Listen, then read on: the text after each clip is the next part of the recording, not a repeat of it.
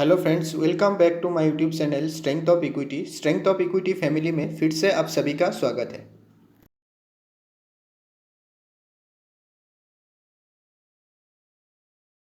पहले हम Nifty 50 monthly data analysis करेंगे, मंथली रिटर्न एनालिसिस करेंगे। निफ्टी 50 ने मंथली बेसिस पे कितना रिटर्न जनरेट करके दिया वो देखेंगे। सेकंड, हम निफ्टी 50 प्राइस एक्शन एनालिसिस करेंगे।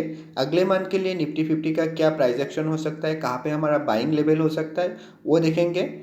एंड पे हम स्विंग ट्रेडिंग स्ट्रेटेजी डिस्कस करेंगे, कैसे आप निफ्टी 20 ETF से मंथली एक रिटर्न जनरेट कर सकते हैं, मंथली एक पैसिव इनकम जनरेट कर सकते हैं वो देखेंगे।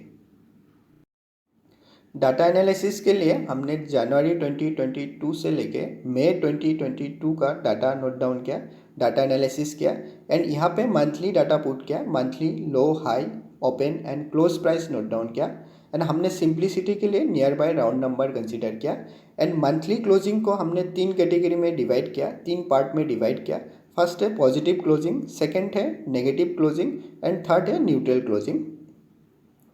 अगर monthly closing price open price से ऊपर है तो वो हम पॉजिटिव क्लोजिंग में कंसीडर किया एंड अगर monthly closing price open price से नीचे है तो वो हम नेगेटिव क्लोजिंग में कंसीडर किया एंड अगर monthly closing price open price के नियर बाय है, सेम लेवल पे है, तो वो हम न्यूट्रल क्लोजिंग में कंसीडर किया।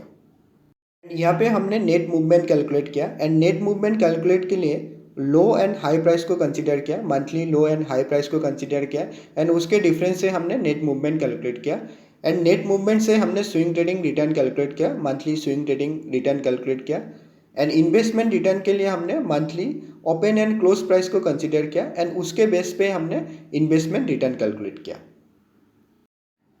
निफ्टी 50 का जनवरी 2022 का लो था 16,825 के आसपास एंड हाई बनाया था 18,340 के आसपास एंड ओपन प्राइस था 17,400 के आसपास, मंथली ओपन प्राइस था 17,400 के आसपास बट क्लोजिंग किया 17,330 के आसपास।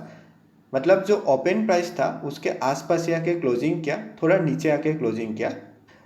तो इसके लिए मैंने मंथली क्लोजिंग पे न्यूट्रल कंसीडर किया एंड यहाँ पे मैंने चार्ट पे अटैच किया एंड चार्ट पे आपको एक डोजी टाइप कैंडल फॉर्मेशन दिखेगा, एक इंडिसिस कैंडल फॉर्मेशन दिखेगा एंड नेट मूवमेंट में 1515 पॉइंट का एक नेट मूवमेंट किया था, क्योंकि जो लो था वो था 16,825 के आसपास एंड हाई बनाया था 18,340 के आसपास।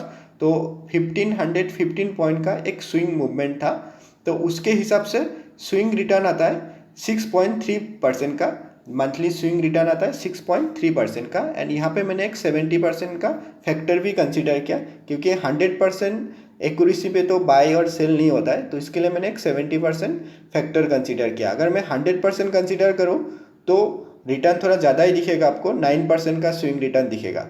एंड इन्वेस्टमेंट रिटर्न के लिए हमने ओपन एंड क्लोज प्राइस को कंसीडर किया, क्योंकि open and close price same level पे ही था, तो इसके लिए आपको इन्वेस्टमेंट रिटर्न में न्यूट्रल रिटर्न दिखेगा। Mostly swing return, monthly swing return आपको पॉजिटिव भी दिखेगा, इवन 4% के ऊपर ही दिखेगा। तो अगर आप थोड़ा एक्टिवली एंड स्ट्रेटेजी के साथ ट्रेड करते तो निफ्टी 50 से आप, निफ्टी 20 ETF से आप मिनिमम 4% का एक मंथली रिटर्न जनरेट कर सकते। वो कैसे करना है, कैसे स्ट्रेटेजी बनाना है, वो हम वीडियो के आगे डिस्कस करेंगे। तो चलिए अभी फरवरी 2022 का रिटर्न एनालिसिस करते, डाटा एनालिसिस करते। तो निफ्टी 50 का फरवरी 2022 का लो था 16,200 के आसपास एंड हाई बनाया था 17,800 के आसपास एंड ओपन प्राइस था 17,530 के आसपास बट क्लोजिंग किया 16,785 के आसपास।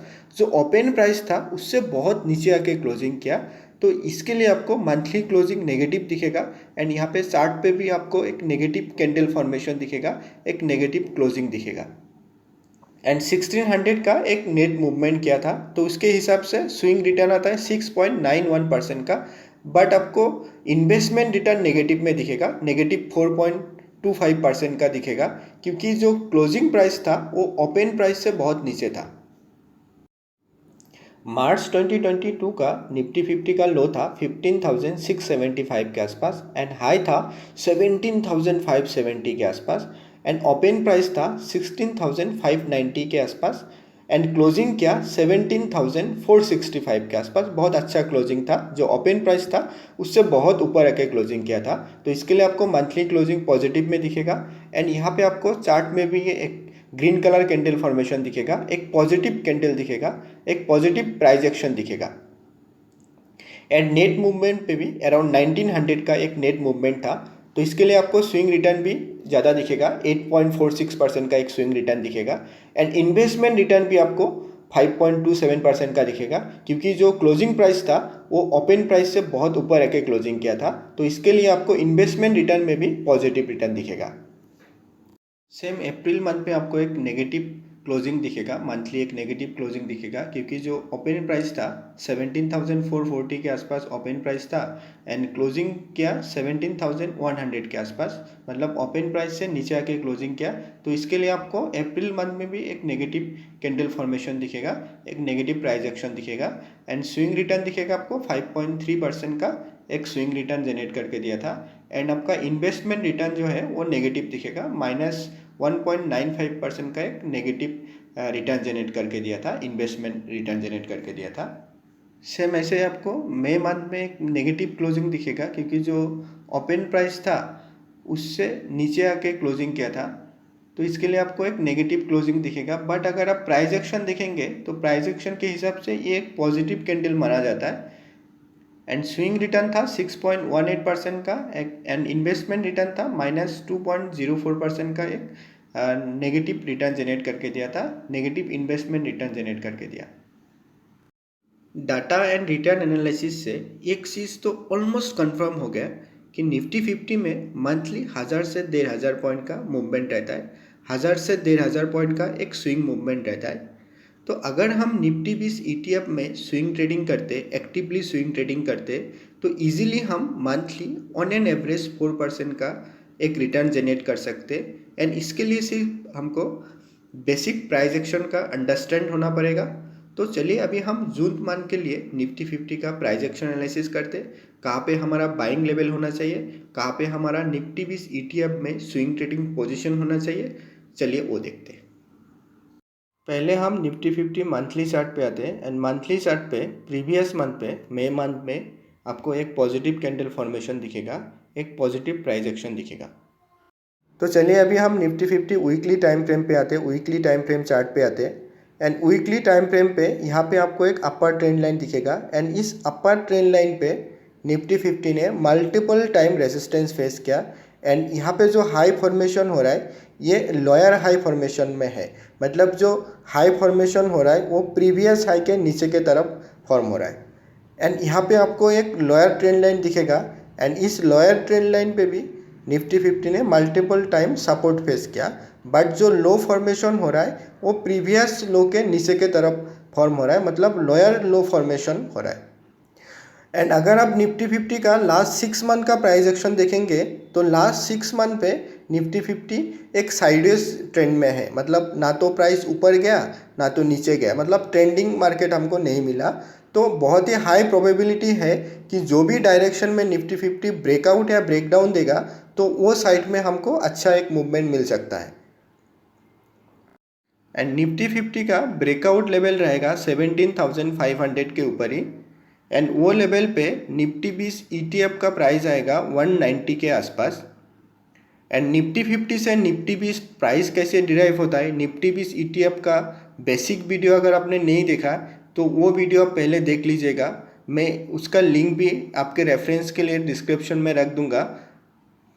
एंड अगर निफ्टी 50 नीचे के तरफ ब्रेकडाउन देता है तो इमीडिएट हमको जो सपोर्ट है वो 15,000 के आसपास ही मिलने वाला है, क्योंकि 15,700 पे ऑलरेडी निफ्टी 50 ने 2 बार सपोर्ट लिया। तो अगर निफ्टी 50 नीचे की तरफ ब्रेकडाउन देता है तो इस बार 15,700 पे सपोर्ट नहीं भी ले सकता है, तो 15,000 पे निफ्टी 50 का सपोर्ट आएगा।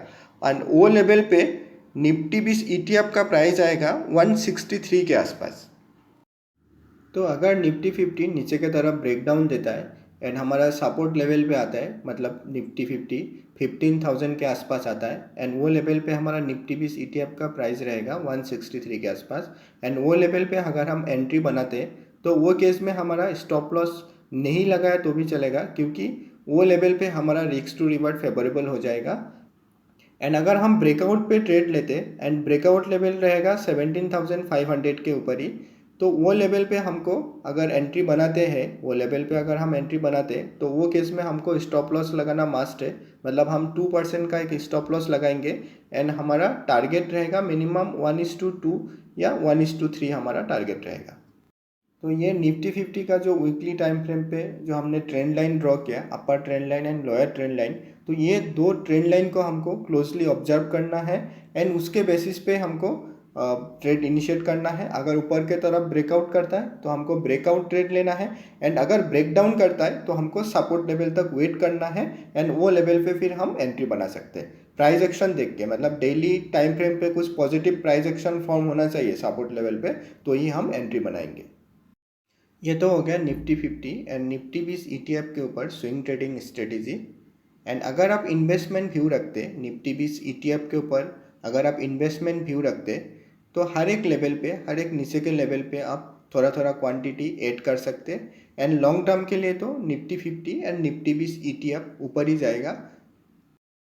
आज का लर्निंग वीडियो यहाँ पे एंड करते हैं। आई होप आपको वीडियो इन्फॉर्मेटिव लगा तो kindly like share and subscribe कीजिएगा। Thank you for watching.